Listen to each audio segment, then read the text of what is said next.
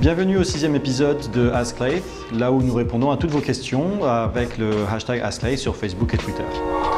Alors aujourd'hui, notre première question vient de Zineb. Et elle nous pose la question, est-ce qu'il est important d'avoir un mentor? Et si oui, où le trouver? Alors tout d'abord, oui, c'est très important d'avoir un mentor, parce qu'un mentor te permet d'avoir d'abord du recul par rapport à ton projet, c'est quelqu'un qui n'est pas tout le temps avec toi. C'est aussi un réseau, c'est-à-dire un mentor t'apporte un réseau autour de ton entreprise qui peut être extrêmement utile. Il faut savoir que le réseau est extrêmement important. Et surtout, c'est quelqu'un qui aura la légitimité, parce qu'il connaîtra ton projet, mais qui aura aussi le recul nécessaire pour challenger ton projet en permanence. C'est le genre d'éléments qui sont extrêmement importants pour un entrepreneur, notamment au début. Alors, où trouver ce mentor?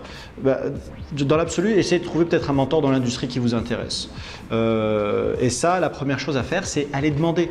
Beaucoup de gens sont prêts à aider les entrepreneurs, des anciens entrepreneurs, des capitaines d'industrie, simplement à les demander. Ou sinon, vous pouvez aussi rejoindre des réseaux comme Réseau Entreprendre Maroc, comme Endeavor, comme des organisations comme nous, comme Impact Lab, qui offrent aussi un réseau de mentors dans ce cadre-là.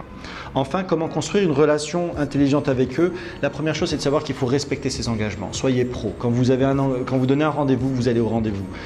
Quand vous dites que vous allez faire quelque chose, faites-le.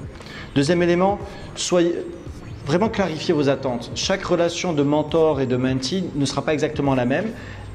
Exprimez à votre mentor ce que vous attendez de lui. Demandez à votre mentor ce qu'il attend de vous pour qu'au moins ce soit clair et que la relation soit vraiment transparente. Et enfin, vous avez un mentor, c'est pour prendre en considération ce qu'il vous dit. Ça ne veut pas dire lui obéir, mais ça ne veut pas non plus dire de rien avoir à faire avec ce qu'il vous a dit. Donc toujours prenez en considération et c'est comme ça que vous allez pouvoir construire une bonne relation. Alors notre deuxième question vient de Yacine et qui me pose la question, en fait, est-ce que l'on est obligé de choisir entre deux passions pour faire notre start-up? Alors, il faut d'abord comprendre qu'effectivement, la start-up, c'est un environnement qui est quand même dur. Vous allez beaucoup galérer. Donc, d'être hyper motivé et donc d'être hyper passionné par ce que vous faites est extrêmement important. C'est un élément très, très important de l'idée de votre projet. Alors, moi, j'ai deux questions à poser. C'est est-ce que, d'abord, ces deux passions-là ne peuvent pas se combiner dans votre projet? Par exemple, si on prend Impact Lab, moi j'adore faire du développement de projet, j'ai aussi une véritable passion pour essayer de régler des problématiques sociales et environnementales. C'est comme ça qu'on a fonctionné et donc j'ai combiné deux passions dans un même projet. Par contre, si ce n'est pas possible de combiner les passions, de vous poser la question, quelle est celle qui compte le plus pour vous, effectivement de vous focaliser? Essayez de faire deux choses en même temps, c'est la pire des choses à faire. Donc vraiment, est-ce que vous ne pouvez pas essayer de trouver une manière de les combiner? 2, si vous ne pouvez pas, regardez celle qui vraiment est importante pour vous. Prenez le temps, parce qu'une fois que vous avez pris cette décision, il faut vraiment commit, ça veut dire qu'il faut vraiment s'engager par rapport à ça.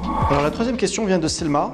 Alors Selma nous dit, j'ai besoin de ressources humaines efficaces et peu coûteuses. Où est-ce que je peux les trouver?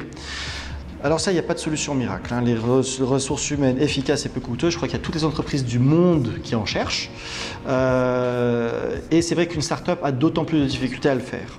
Alors tout d'abord, c'est de s'assurer que dans votre équipe de fondateurs, de cofondateurs, vous avez les compétences fondamentales. C'est-à-dire que vous avez des compétences extrêmement particulières qui vont vous coûter les plus chères.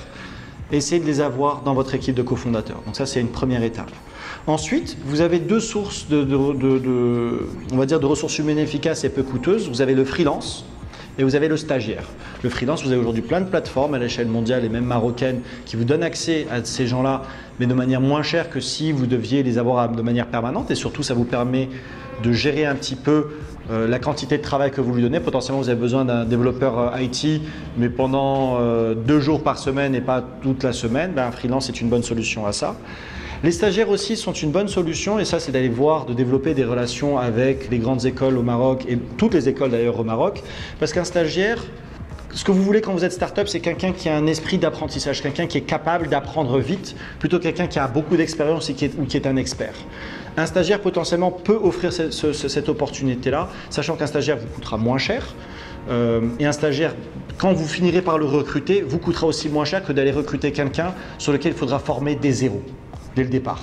Donc c'est une bonne opportunité de trouver ce juste équilibre-là. Et là, vous avez plein d'écoles autour de vous pour aller chercher ces stagiaires. Merci d'avoir été avec nous pour ce 6e épisode et nous attendons donc vos questions sur Facebook, sur Twitter ou par email avec le hashtag AskLathe.